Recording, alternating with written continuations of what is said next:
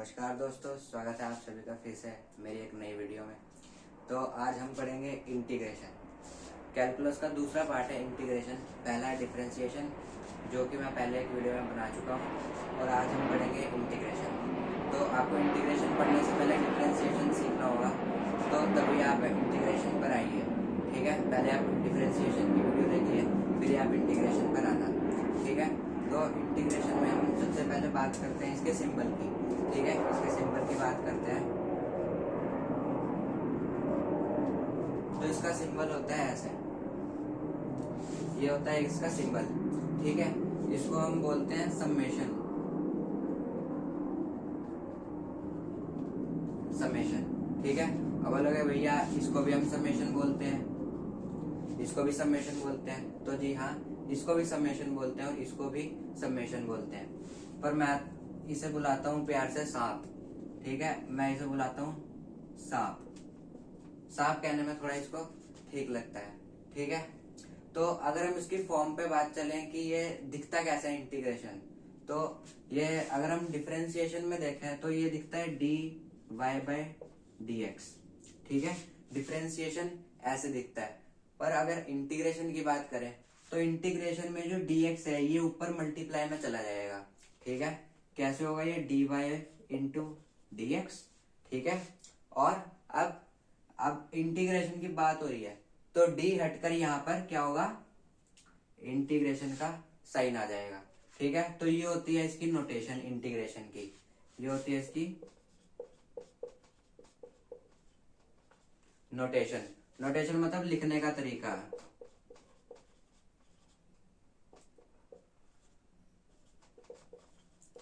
इसको इस प्रकार से लिखा जाता है। ठीक है, अब हमने कौन कौन से फंक्शंस पढ़े थे इसमें? कांस्टेंट फंक्शंस पढ़ा था, ठीक है, पॉलिनोमियल पढ़ा था, ट्रिग्नोमेट्री पढ़ा था, लॉग पढ़ा था और एक्सपोनेंशियल पढ़ा था। तो आज हम चार के बारे में बात करेंगे, और डिफरेंशिएशन का भी एक्सपोनेंशियल मैं आपको आज ही दे दूंगा। ठीक है, तो अगर हम बात करें कांस्टेंट फंक्शंस की, कांस्टेंट फंक्शंस की बात करते हैं। अच्छा, लॉग रह गया आपका, तो लॉग की मैं आपको दे दूंगा एक, आपको अलग से वीडियो बनाकर मैं लॉग की दूंगा, जिसमें आपको सारा का सारा ओवरऑल लॉग ही पढ़ाया जाएगा। ठीक है, तो पहले अभी कांस्टेंट फंक्शंस की बात करते हैं। ठीक है, तो अगर पहला आता है इसका कांस्टेंट फंक्शन,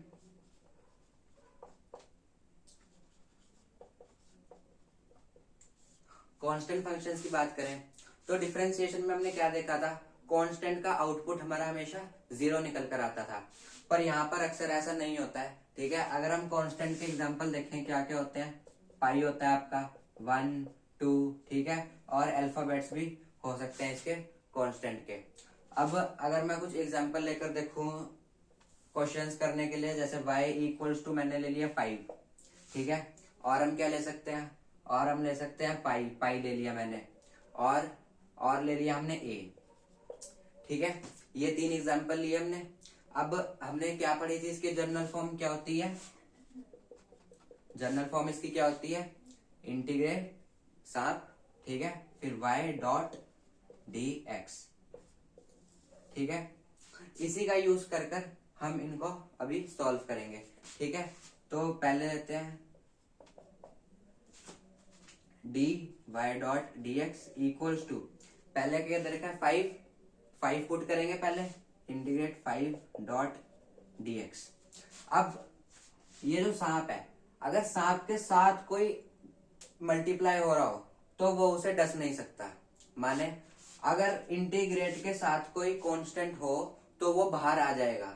ठीक है, वो उसे इंटीग्रेट नहीं करेगा, बल्कि जो उसके साथ मल्टीप्लाई में है, ये पूरे इसके साथ मल्टीप्लाई में है तो ये इसको इंटीग्रेट करेगा, जो इसके साथ में है उसको नहीं करेगा।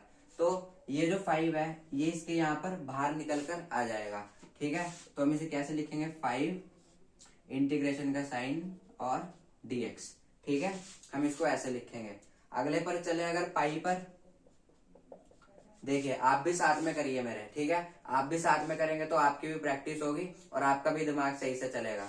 ठीक है, तो पाई अगर करेंगे हम, ठीक है, पाई कर लेते हैं पहले।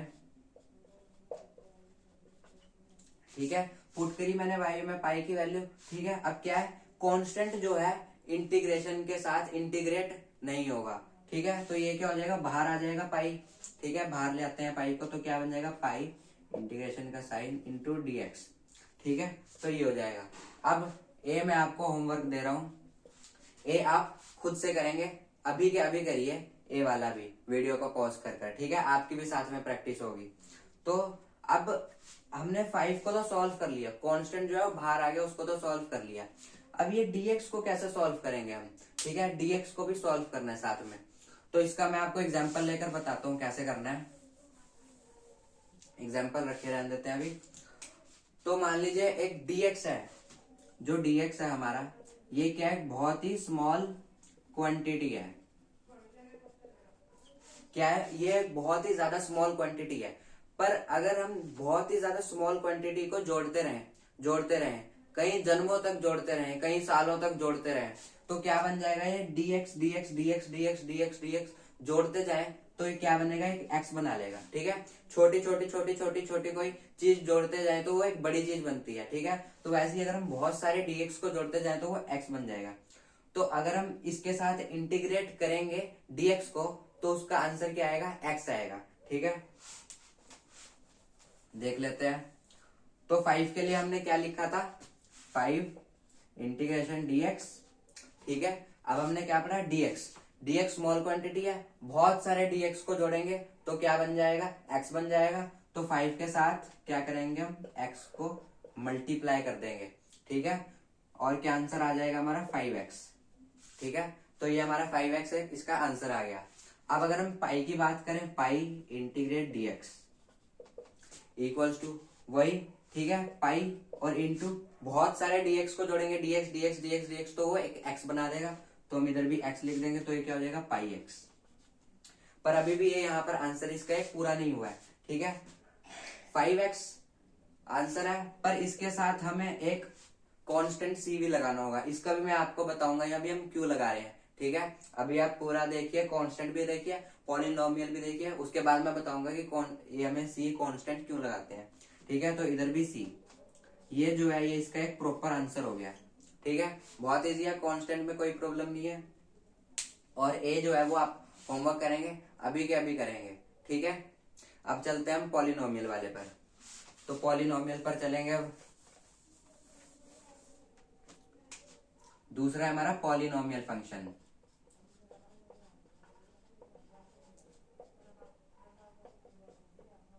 पॉलिनोमियल फंक्शन, ठीक है। अब पॉलिनोमियल फंक्शन में अगर हम डिफरेंशिएशन में पॉलिनोमियल, तो हमने वहां पर एक फॉर्मूला पढ़ा था। कौन सा फॉर्मूला पढ़ा था, कि x की पावर अगर n है तो वो क्या हो जाएगा, इधर n मल्टीप्लाई बगल में मल्टीप्लाई हो जाएगा। ठीक है, और इधर एक -1 हो जाएगा n के साथ।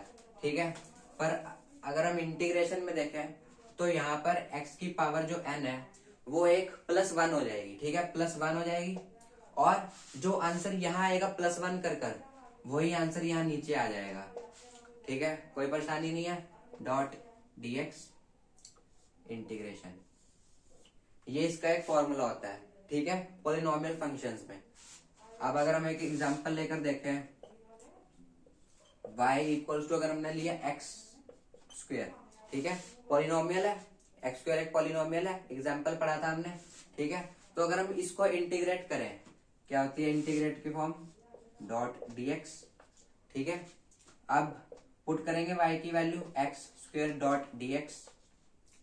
ठीक है, क्या पढ़ा, n जो है, n यहाँ पर 2 है हमारा, +1 कर देंगे, और जो ऊपर आंसर आएगा वही नीचे इसकी, जो पावर में आंसर होगा वही नीचे इसके डिवाइड कर देंगे हम। करो x² 1, ठीक है, और नीचे 2 + 1 डॉट dx। अगर इसको हम आगे सॉल्व करते हैं तो क्या आएगा, x³/3। ठीक है, प्लस c कांस्टेंट लगाना जरूरी है। तो ये हमारा इसका एक आंसर हो गया। एक और क्वेश्चन कर देखते हैं। अब अगर हमने लिया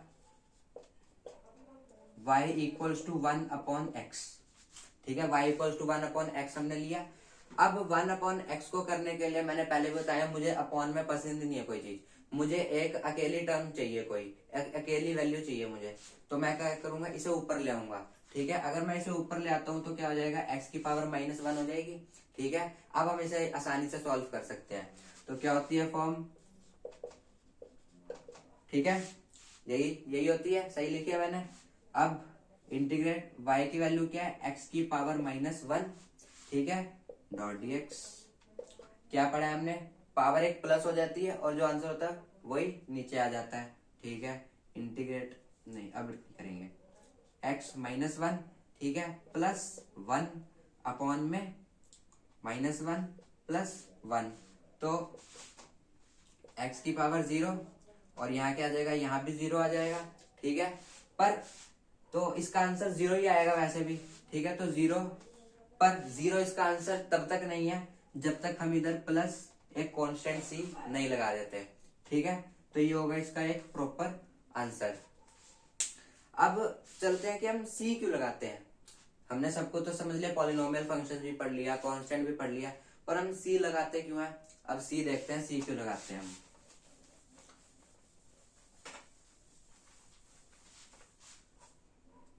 दोनों की बात करूंगा यहाँ पर मैं, डिफरेंशिएशन की भी करूंगा, इंटीग्रेशन की भी करूंगा, तभी पूरा का पूरा समझ आएगा। ठीक है, इधर करते हैं हम डिफरेंशिएशन और इधर करते हैं हम इंटीग्रेशन। ठीक है, अब अगर हम इंटीग्रेशन में y की वैल्यू ले लेते हैं, मान लो मैंने ली y की वैल्यू x², y की वैल्यू मैंने x² ली। अब अगर इधर क्या होता है, dy/dx, ठीक है, dy/dx। अब d की जगह मैं क्या लिखूंगा, x² अपॉन dx।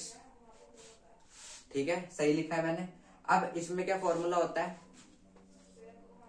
x² है, ठीक है ना, x की पावर अगर n है तो हम क्या लिखते थे, nxn-1। ठीक है, तो इसमें वही करेंगे हम, तो इसका आंसर क्या आ जाएगा, 2x 2 - 1 = 2x। ठीक है, इस वैल्यू को उठाकर यहां रख दो, मतलब y = 2x कर दो। ठीक है, यहाँ की वैल्यू उठाकर y इक्वल्स में रख दी। अब अगर हम इसको इंटीग्रेट करेंगे, इंटीग्रेट कैसे करते हैं, y.dx। ठीक है, इंटीग्रेट करो .dx, कांस्टेंट टर्म में बाहर आ जाएगी, पावर 1 है। ठीक है, इंटीग्रेट करेंगे x 1 + 1 डॉट 1 + 1 डॉट dx, क्या आ जाएगा, 2 × x² +2, 2 से 2 कटा, क्या आ गया, x² + c,